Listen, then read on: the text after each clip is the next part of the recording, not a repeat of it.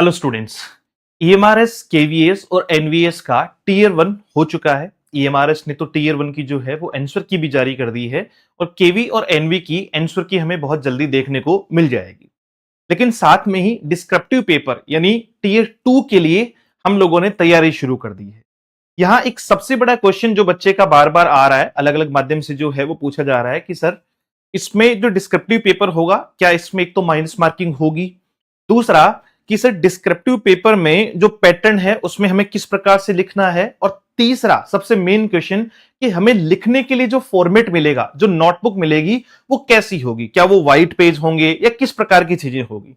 तो ये सारे क्वेश्चंस के जवाब मैं आपको इस सेशन में दूंगा। साथ में ही डिस्क्रिप्टिव पेपर में किस टाइप के क्वेश्चन पूछे जाते हैं, इसको लेकर भी मैं आपसे चर्चा करूंगा। अगर आप ईएमआरएस, केवी या एनवी के टीयर 2 की तैयारी कर रहे हैं, चाहे वो टीजीटी हो या पीजीटी हो, तो कंप्लीट लिटरेचर, ग्रामेटिकल का जो भी पोर्शन आपके दिया हुआ है, हालांकि ग्रामेटिकल पोर्शन बहुत कम है, ना के बराबर है, लिटरेचर और राइटिंग का जो पोर्शन है वो सेकंड पोर्शन में यानी टीयर 2 में 100 नंबर का जो पैटर्न है उसकी कंप्लीट जिम्मेदारी मेरी है। एप्लीकेशन पर बैचेज चल रहे हैं, क्लासेज जो है वो चल रही है रेगुलरिटी के साथ में, तो आप उसे ज्वाइन कर सकते हैं। और कोई भी डाउट हो तो आप इस दिए हुए नंबर पर 74109286 और 96 ये अपने हेल्पलाइन नंबर है जिन पर आप मैसेज कर सकते हैं, ठीक है, या कॉल कर सकते हैं। ईएमआरएस, केवी या एनवी के कोई भी विद्यार्थी जो टीजीटी पीजीटी टीयर 2 की तैयारी कर रहे हैं। अब छोटी सी बातचीत सुनना, सबसे पहले तो आंसर की नेगेटिव मार्किंग के बारे में बात कर लेते हैं। देखो ये ऊपर वाला फॉर्मेट तो है किसका? ईएमआरएस का। ईएमआरएस में 40 क्वेश्चन तो एमसीक्यूज आएंगे और बाकी 15 क्वेश्चन जो है वो डिस्क्रिप्टिव आएंगे, यानी 15 गुणा 4 60 नंबर का डिस्क्रिप्टिव और 40 नंबर के एमसीक्यूज। ईएमआरएस ने हालांकि अभी तक ये नहीं कहा है अपने किसी भी नोटिफिकेशन में कि टीयर 2 में भी नेगेटिव मार्किंग होगी क्या। मैं आपको ये क्लियर कर दूं। अब देखो इसका अभी तक श्योर नहीं है, ये हम और श्योर करेंगे कि इसमें नेगेटिव मार्किंग होगी या नहीं होगी। डेफिनेटली होनी चाहिए क्योंकि एमसीक्यू बेस्ड जब भी होता है तो नेगेटिव मार्किंग देखी जाती है। बट जो डिस्क्रिप्टिव का पार्ट है ये 60 नंबर का, इसमें मैं आपको अभी श्योर कर देता हूं, आज से ही आप श्योर हो जाओ कि इसमें कभी भी नेगेटिव मार्किंग नहीं हो सकती। जिस पेपर पर यानी जिस पेपर में आपको लिखना होता है, डिस्क्रिप्टिव पेपर होता है, तो उसमें दो ही चीजें होती है, या तो आपको मार्क्स मिलेंगे या आपको मार्क्स नहीं मिलेंगे, 0 या निल मिल जाएगा, डन।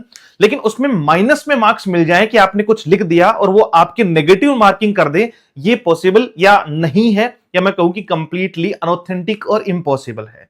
तो सबसे पहली बात कि सर आपका ये जो 60 नंबर का पैटर्न है और इसके अलावा ये जो 10 क्वेश्चन है जो 40 नंबर का पैटर्न है, इनमें किसी भी प्रकार की नेगेटिव मार्किंग नहीं हो सकती।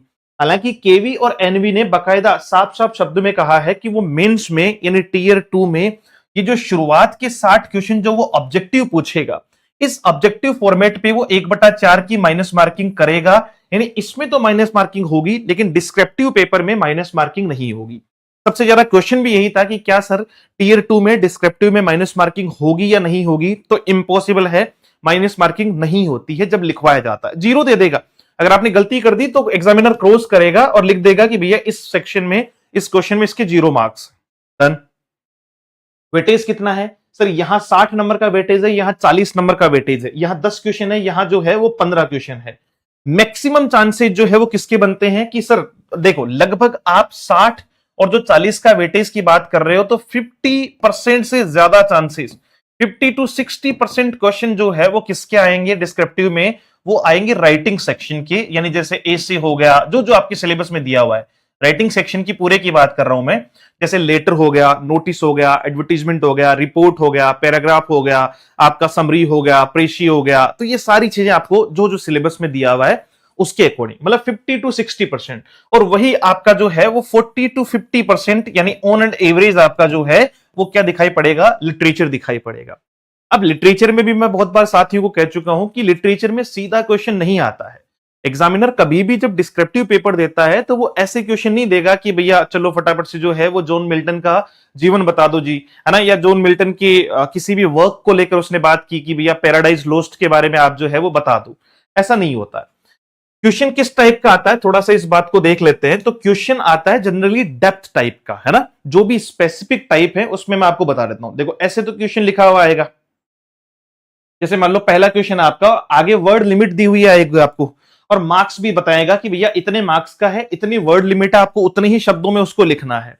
जैसे पहला क्वेश्चन क्या दिया हुआ है, फर्स्ट क्वेश्चन है right answer of the following, है ना, वर्ड लिमिट है 150 वर्ड है। इसका ए पार्ट है, उसमें दिया है is the title of John Donne's poem. John Donne जो मेटाफिजिकल पोइट है, उनकी एक पोइम है death be not proud, an admonition or a request. वो एक एडमोनिशन है या रिक्वेस्ट है। गिव एन आर्गुमेंटेटिव आंसर, उस पर एक आर्गुमेंटेटिव आंसर दो। समझ पा रहे हो आप मेरी बात को? यानी सीधा सीधा जॉन डन या उनकी पोइम के बारे में नहीं पूछा है, उस पोइम के पर्सपेक्टिव जो है वो क्वेश्चन का आंसर आपको लिखने के लिए कहा गया है। वहीं पे ठीक इसी टाइप से जैसे मान लीजिए कि आपसे ये पूछ लिया right a note on satire with suitable examples from poetry, drama and fiction. या फिर आपको शेक्सपियर का जो किंग लेयर है पूछा है question, Shakespeare King Lear is dark and depressing in tone, do you agree, give a reason answer. Define an epic simile with suitable examples from Paradise Lost. Right answer of the following question में bring out the characteristics of Victorian age with suitable illustrations from Tennyson, है ना, Lord Tennyson के बारे में जो है वो पूछा है। बट क्वेश्चन पूछने का तरीका देखो, आप क्वेश्चन पूछने का तरीका देखो, सीधे सीधे बेसिस पे कुछ नहीं पूछा गया है। और जनरली इसी टाइप का क्वेश्चन पूछा जाता है। जैसे मान लीजिए W B. Yeats, William Butler Yeats का पूछा है the second coming is connected to the 1918-1919 flu pandemic. इस बात को एलिब्रेट करो, है ना, कि उन्होंने सेकंड कमिंग जो है वो किसके आधार पे लिखी है।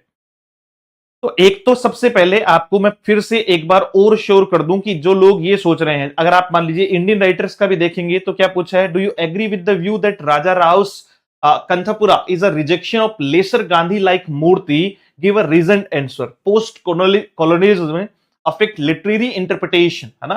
तो अच्छे अच्छे क्वेश्चंस जो है वो पूछने का एक तरीका है सबसे पहला। तो question will be not asked in the same manner. Question पूछ लिया कि आर के नारायण साहब को जो है वो कॉमन मैन राइटर कहा जाता है, he is called a writer of common man, why. ठीक है, अब आपको एलिब्रेट करना है कि क्यों कहा जाता है। तो जनरली सीधे क्वेश्चन की बजाय थोड़ा सा लैंग्वेज बेस्ड क्वेश्चंस आएंगे, तो उनकी तैयारी पहले से रखना। उनमें आपको नॉलेज की जरूरत पड़ेगी ही पड़ेगी, दोनों चीजें। उसमें फैक्ट भी होने चाहिए, यानी जब भी आपको लिखना है तो आप फैक्ट के साथ में चलेंगे, आप डाटा के साथ में चलेंगे। फैक्ट आपको पता होना चाहिए, डाटा आपको पता होना चाहिए, डेट आपको पता होना चाहिए। ये सारी चीजें जो है वो आपके ध्यान में होनी चाहिए कि जो जो फैक्ट उससे रिलेटेड पूछी जा रही है। डन। अब सुन, इसके बाद में कि सर थोड़ा सा ये भी बता दो कि नोटबुक जो है वो कैसी आएगी। तो देखो ये जो है वो इस टाइप की चीजें आती है। ठीक है, ये ऊपर से आपको सबसे पहला पेज जिसमें ये नंबरिंग करेंगे, एग्जामिनर नंबरिंग करेगा। टोटल मार्क्स जो है वो यूनिट 1, बी और सी, मतलब आपके लेवल का नहीं, ये किसी और एग्जाम से लिया गया है, बट ऐसा आता है, मैं ये कहने का प्रयास कर रहा हूं।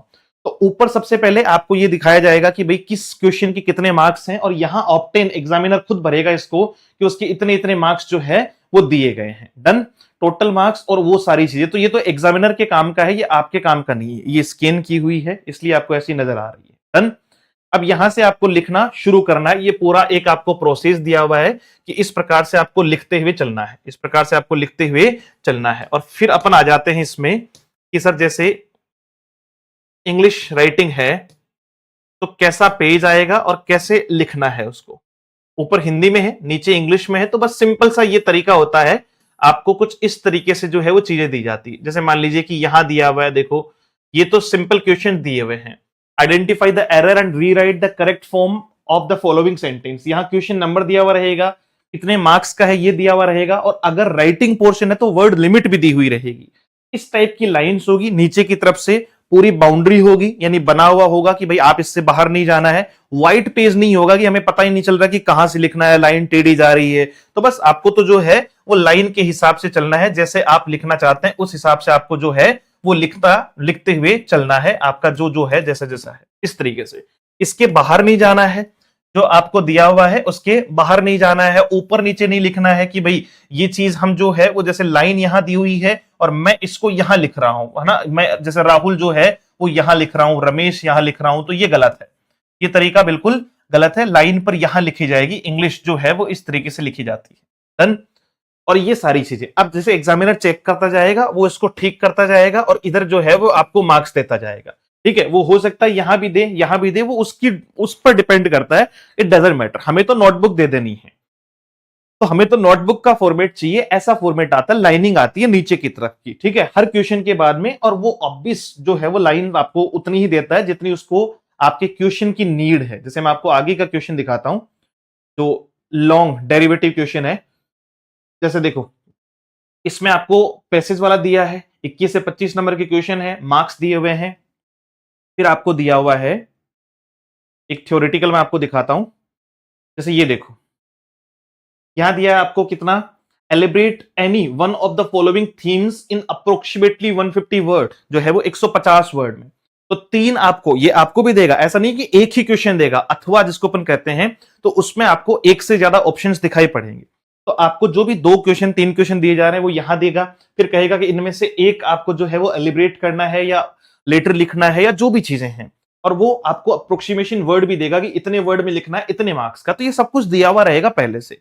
ये आपका सही तरीका है राइटिंग का, और राइटिंग जो भी हो, अच्छी राइटिंग में लिखोगे, अच्छी हैंडराइटिंग में लिखोगे तो चीजें और ज्यादा इंपैक्टिव होगी। तरीके से लिखोगे, बहुत ज्यादा जो है, ये तो मैंने इसको थोड़ा सा जूम कर रखा है, आपको ऐसा नहीं है, अगर आप देखोगे तो बहुत ज्यादा दूर नहीं लिखा हुआ है। ऐसा नहीं है कि भाई सर इतना इतना जो है वो बाहर लिख दिया क्या, तो बहुत ज्यादा दूर दूर नहीं लिखना है कि एक लाइन में अपन 5 ही वर्ड लिख रहे हैं, 4 ही वर्ड लिख रहे हैं, 2 ही वर्ड लिख रहे हैं, 1 ही वर्ड लिख रहे हैं। तो बढ़िया तरीके से जो है वो लिखना, राइटिंग स्किल्स तो डेवलप हो जाएगी। आप शुरू करो इस तैयारी को। डन। तो ये सारी चीजें रहने वाली है। अब मैं पहले ही कह चुका हूं, केवी, एनवी और ईएमआरएस का जो बच्चा तैयारी कर रहा है, अगर आप केवीएस, एनवीएस और ईएमआरएस का डिस्क्रिप्टिव पेपर ढूंढ रहे हैं जिसमें लिटरेचर और राइटिंग दोनों पोर्शन करवाए जाएं, तो टीजीटी वाला जो बैच है वो 1999 का, और पीजीटी वाला जो बैच है वो 2299 का जो है वो आपको मिल जाएगा। ठीक है, नंबर 7410928696 है, जिस पर आप बात कर सकते हैं, जानकारी ले सकते हैं, पूरी चीजें मैं आपको प्रॉपर वहां करवाने वाला हूं। तो फटाफट से ज्वाइन कर लो, तैयारी करो, अन्यथा जो है वो चीजें बहुत जल्दी बिगड़ जाएगी। ये अपना एप्लीकेशन है, डाउनलोड कर लीजिएगा, let's learn with Ajay sir के नाम से। मिलते हैं एक और नए सेशन में एक और अच्छी जानकारी के साथ में। Thank you so much, have a great day, see you soon in the next session.